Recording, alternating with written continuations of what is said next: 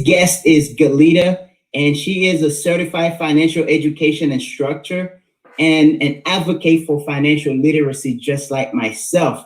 Her motto is give him a fish, you'll feed him for a day, but teach him how to fish, you'll feed him for a lifetime. Now, we've heard this saying so many times, but to the context that she's going to break that down to you to make you understand how this is her motto, I'm definitely looking forward to this, guys. She is very passionate about teaching millennials how to take control over their life by teaching them how to take control over their finances. And that is exactly why I'm here with you guys on a day-to-day basis to be able to empower you and help you get on that journey. And we understand that financial fitness is how we get there. Really, the motto for me as far as financial fitness is to help you through a financial work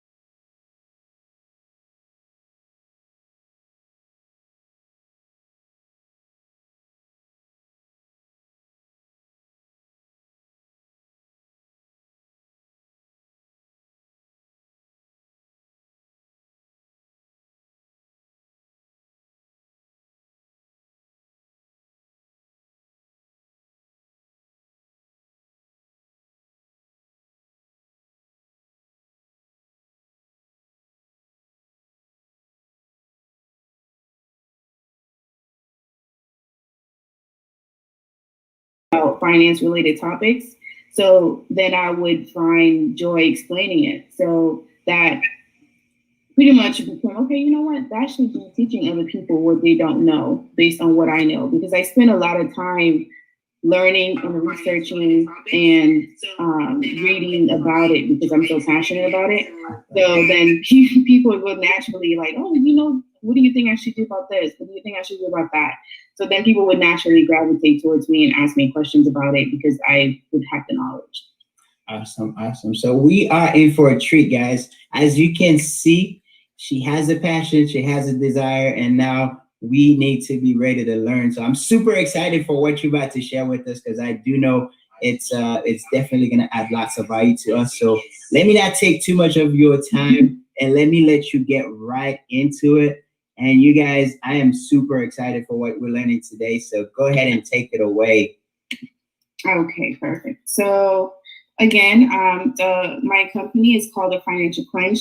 The meaning behind that is pretty much quenching financial thirst. A lot of people are thirsty for financial information, so the Financial Quench is going to satisfy your financial thirst and educate you on financial topics that will help you make decisions. So this is the background, and that he already explained about myself with my background with the master's in business, accounting.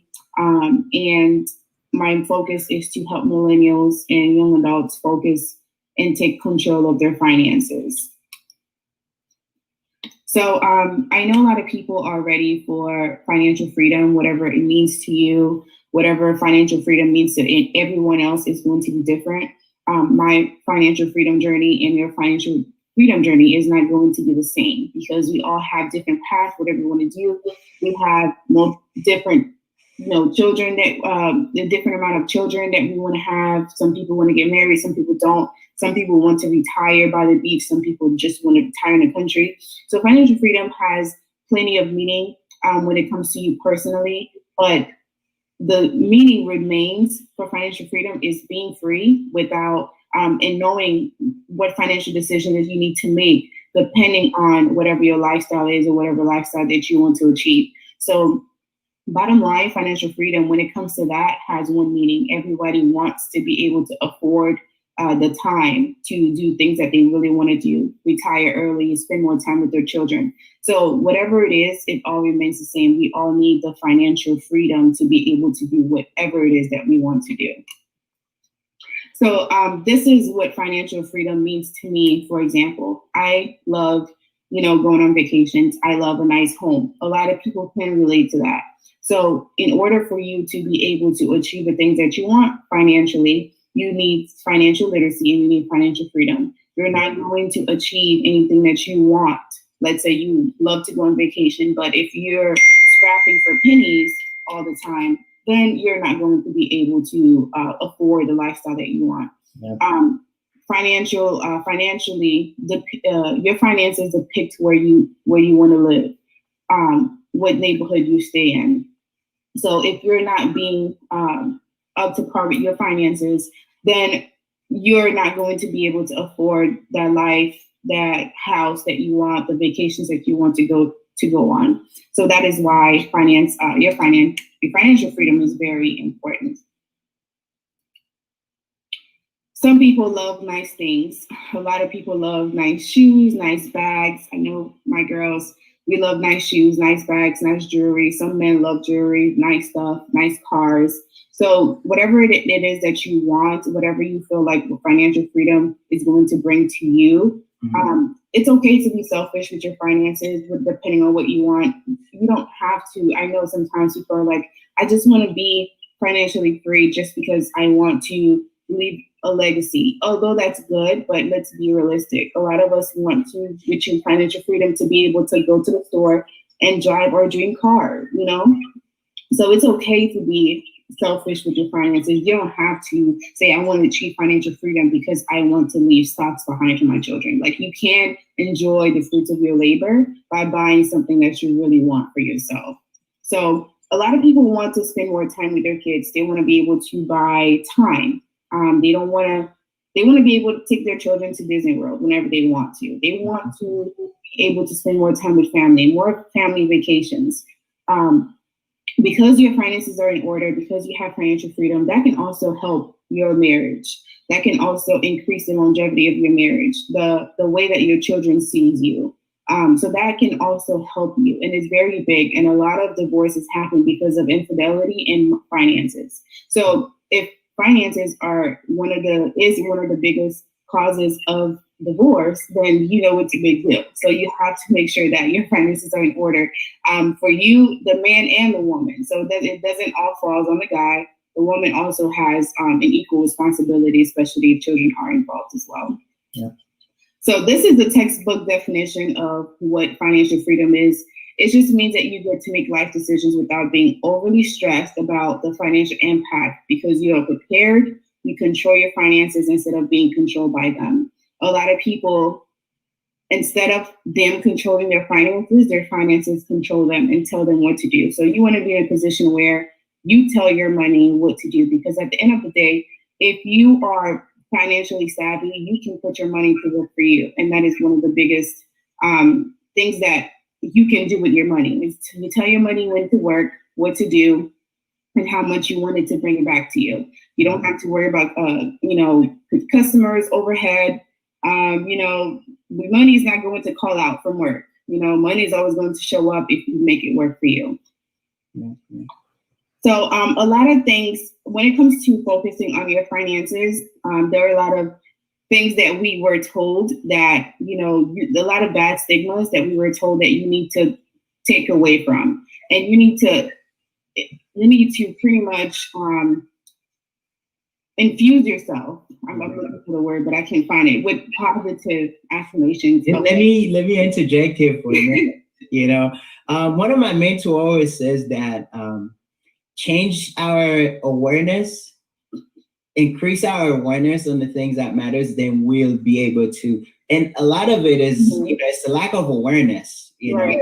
And the fact that the things that got us to where we are, the brain that got us to where we are, is not going to get us to that place that we want to go, right? So I feel like a lot of people, education is not in the classroom.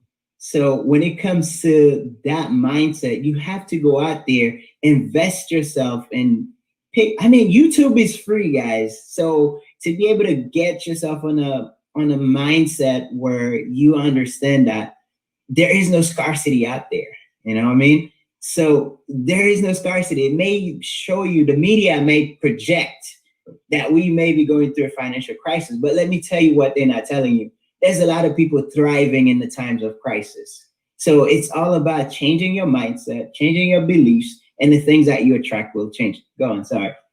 Yeah, you're right. That definitely is important. Like you said, even doesn't matter what time we're in. We could be in a deep depression. We could be in a crisis, financial crisis. There's always going to be someone or a company that's thriving. So depending on how you position yourself, depending on what your model is, you're going to be thriving depending on whatever situation you're in. Look at Amazon. We're in the middle of a pandemic. Amazon is thriving better than ever. So again, like you said, just increase your awareness. There is no scarcity. You have to position yourself to be able to receive whatever it is that you're seeking. If you're not positioning yourself to become that person that is deserving of receiving whatever you're asking, you're not going to receive it. So you have to, there are a lot of things that were said about money that is so, that is a bad connotation, but it's not that bad. Money is a vehicle to be able to do things that you really want to do. Let's say one of your goals is to donate money to some type of nonprofit. You're not able to do so. Nonprofit is not going to thrive if you're not financially ready to donate to that specific nonprofit. So with having that financial security, you're able to do the things that you want to do. You can support the causes that you want to support. And, that comes with having the vehicle, which is money, to be able to do so. Yeah. So with changing your mindset when it comes to money, you have to think differently about the way that you used to think about money. So you have to tell yourself that you deserve to be financially free. You don't have to be a slave to debt all the time. You can although I personally believe that there is good and bad debt. You can use debt to make you more money. So there is not all debt is bad. Nope. So there are good ways to leverage that to make you more money and expand your financial portfolio. That goes back to education. Yes, that goes back to education. So it all depends. Like I said, financial freedom, it's a journey that only is personal to you. That's why I said my journey and not your journey is going to be different. So whatever, I can look at that as a way to leverage to make me more. You might not think that way, but you still need the financial education to know whether or not you can make that decision to know if it's good or not for yourself. Another thing that you need to tell yourself is money comes to me in different ways. Now, I know there's a lot of things going on about, not a lot of things going on, but a lot of saying that, become your own boss. Not everybody needs to be their own boss, but you need to have money come to you in several different ways aside from your job.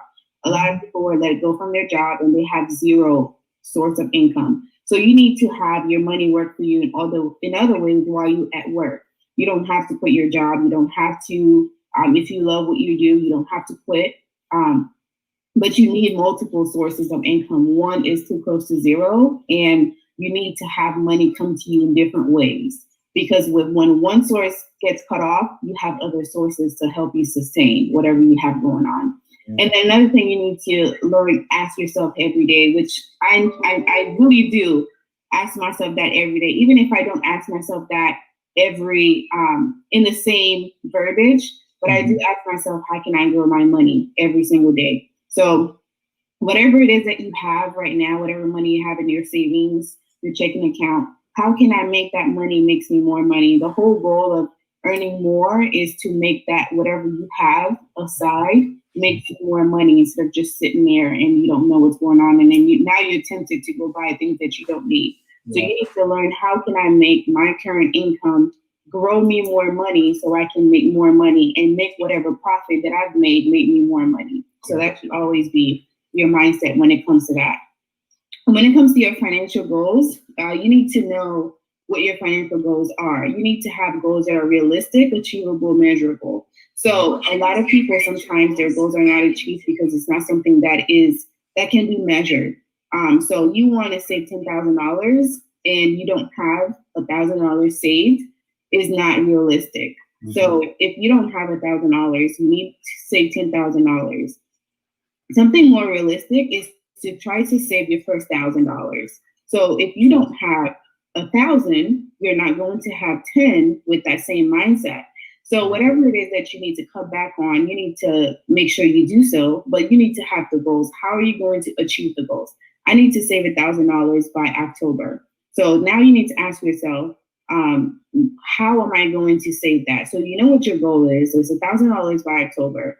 And next question is when. So it's October. How much? $1,000. So you have that saved. So now you need to know how you're going to do that. So a lot of times it's right in front of you. So you need to know, okay, I need to do this in order to achieve $1,000 by October. Sometimes it doesn't happen, but at least you have something to work towards, and it's more achievable if you do it in baby steps and you do steps along the way, rather than saying, I need $10,000. I know I'm not going to save that, so let me just not even start.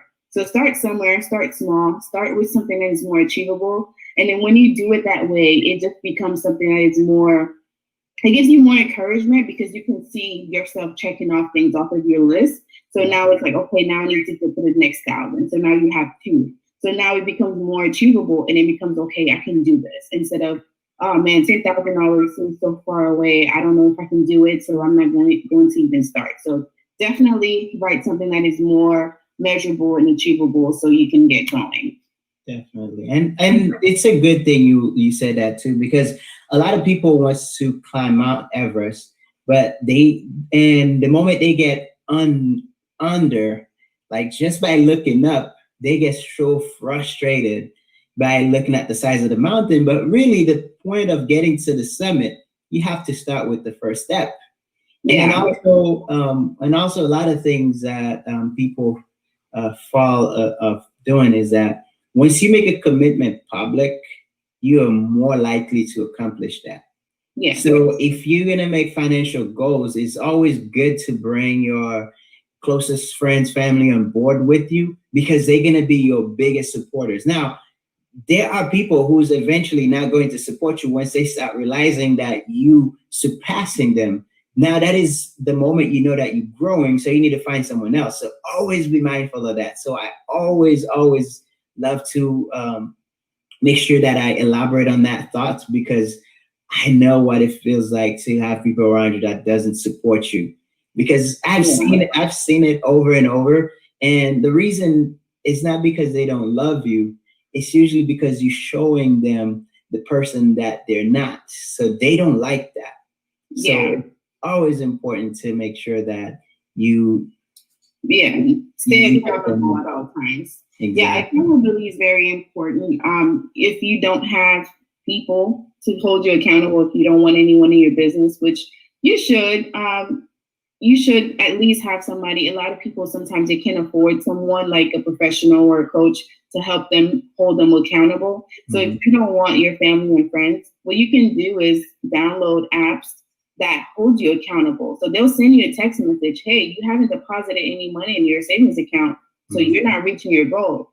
So now that you see it, it's more, okay, man, I have to go and, I have to go ahead and deposit transfer money now because I just got the notification. So if there are ways to achieve whatever it is that you want to do, but if you're going to use an excuse as to why you're not able to do it, then no one can force you. But there are ways. There are multiple ways. You can hire a professional. You can have your friends and family, or you can have an app to remind you. So that way, no one is in your business. No one knows what you're doing. Your goals are for yourself, and it's just you and your app. Awesome. Great. All right. So I pulled this quote, not a quote, but this stat a little bit over ago.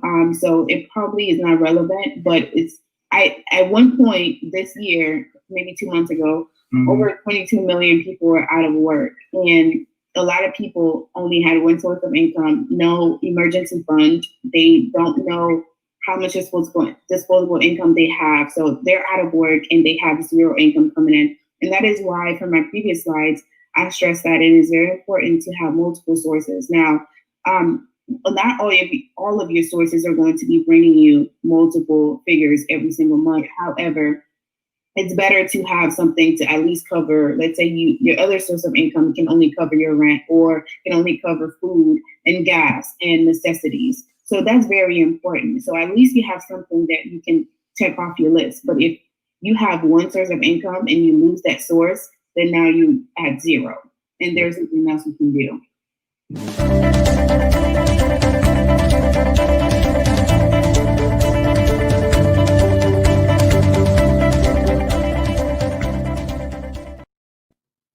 In an emergency fund. Now, $1,000 is not realistic for any emergency fund, but that is the minimum that you should always have. And a lot of people are struggling to even save $1,000. Okay. So if you're one of those people that's struggling to save $1,000 and you only have one source of income, then you really have a lot of work to do. You need to start working on your goals. What do I need to do? How much money do I need to put aside? Where should I start? What should I start cutting back on? So all these things you need to be asking yourself when it comes to at least saving some type of emergency fund. So when there is an emergency, when emergency fund is not for you to keep transferring money from your savings to your checking. It's an emergency only. So only for emergency purposes. So you need to build something. So when you do have an emergency, you're able to pay for it. So financial freedom allow you to not be stressed out during the pandemic. A lot of people were stressed out. A lot of people were concerned. It's okay to be concerned, but if you're stressed out, you don't know what to do, you have no direction, then you don't have financial freedom. It also helps you to go on vacation without killing your finances. A lot of people work and they haven't taken any vacation. That's very sad. I'm not saying you should be on vacation every day. However, you need to stay away. You need a new scenery. You need to refresh your mind. You need to expand your mind so you can see what's out there, what's possible. Yeah. If you wake up every day, you do the same thing, the same routine, you go to work, everybody hates their job, everybody hates their position, everybody complains about work, everybody complains about how money is bad, how rich people are bad, how everything is so unfortunate because nothing was given to them. Everybody's complaining about how they hate waking up. It's Monday, now they have to go to work. If you go back to the same thing every single day, you're going to absorb that same information. But if you go on vacation and you see what's out there, you see people living their lives, you're staying away from work, you'll see what's possible, what's out there. Like, it would give you a different perspective on, I need more time away from work. I need more financial freedom. I need to be able to afford this. How can I position myself to afford that? So going on vacation allows you to expand your mind and see what's possible. A lot of people want to retire early. That's not possible without achieving financial freedom. A lot of people don't know how much money they need to retire at whatever age it is that they need to retire. A lot of people, if you ask them, what's their retirement age? They'll tell you 65. Retiring age is no age. It just depends on how much money you have. A lot of people don't know that. They just think that you need to be 65 to retire. There are 30-year-olds that are retired. And you just need to know how much money you need to retire and what age you want to retire. And whatever that money is, just need to make sure that you have a way to produce those finances so you can retire whatever age that it is. Mm-hmm. And financial freedom allows you to give back generously. A lot of people that are giving back, I noticed that a lot of people have a lot to say about people who have money and the way that they should donate their money. And if you have I'm a big advocate for that. If you have something that you're really passionate about, one, I don't think you should be telling people where to donate their money. That's personal to them, whatever they want to focus on. If they want to spend $10,000 down the river, that's their money. That's what they want to choose to do with their money. They have the financial freedom to do so. If you feel otherwise and you feel some type of way about it, then you need to produce those finances so you can donate to your own cause. Yeah. So financial freedom will allow you to do so, but you can't have too much to say about other people's finances if your finances are not where you need to go. So if you really passionate about XYZ, when you have your financial freedom and you have money, you can donate to them and help their cause. Yeah. So a lot of people would say, how do I start? I don't know where to start. There are so many ways that you can start. First, you need to know where your money is going. I know a lot of people don't like to budget. So I like to use money allocation. So pretty much what that means is just telling your money where to go. If your money is telling you where it's going, then you're not in control over your money. You need to tell your money where to go. I started doing the budgeting thing a couple years ago. I would say probably 2012, 13-ish. No, maybe 14, 13, 14, 12, 13. So it doesn't matter. I started doing that a while back because I was at a point where I'm like, you know what? Every day I'm going to work and I don't know. I want to do something with my money. I don't want to just let it spend it. Don't know what's going on. Don't know how much money I need to save. So I started doing budgeting. I was very strategic with it. I wanted to make sure that I had this amount of money by this certain time. So I wrote it down. Every time I got paid, I transferred money. The first things, as soon as I got paid, I transferred the money. Sometimes I have $1 in my checking account, but I have the money in my savings account. That's all I have until I get paid. I have $1. Mm-hmm. So I was very strict with my budget. And it's to the point where I've done it so many times where I can literally do a budget in my head. And people think that it's crazy that I can still do it, where I'm like, okay, I'm going to go to the grocery store and I'm spending $140 and I'll spend $140. Yeah. Because I've done it so many times and I buy mostly the same things and I buy them around the same time. So it's so easy for me to do it because it's a repetition because I do it so many times. But some people don't even want to take the first step. You have to be willing to take this first step. Otherwise, your money is always going to be in control of you. Yeah. And so what is a budget? So it's pretty much a system that allows you to control the inflows and outflows of your income and your expenses. Whatever job that you have, let's say, or whatever store that you shop at, let's say, for example, Publix or Walmart, they have a budget. They have a budget department. They're not going to be spending money on marketing, payroll, new hires, or buying cost of goods sold. They're not going to be doing that without a budget. They need to know how much money can they allocate towards advertising, How much money can they cut back on payroll? That is why a lot of times you'll apply for a company and they'll tell you we're not taking anyone right now because they can afford it. How do they know that they can afford it? Because they're so big.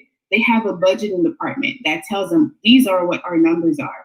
So imagine you going to work for a company that has no budget. They just want to, okay, you know what? Today we feel like we're paying $10 an hour. Tomorrow we're going to feel like we're paying you $12 an hour. You'll think that this company is not sustainable. You don't want to work there. So why do you put your finances that way? So you want to be able to tell your finances, you know what?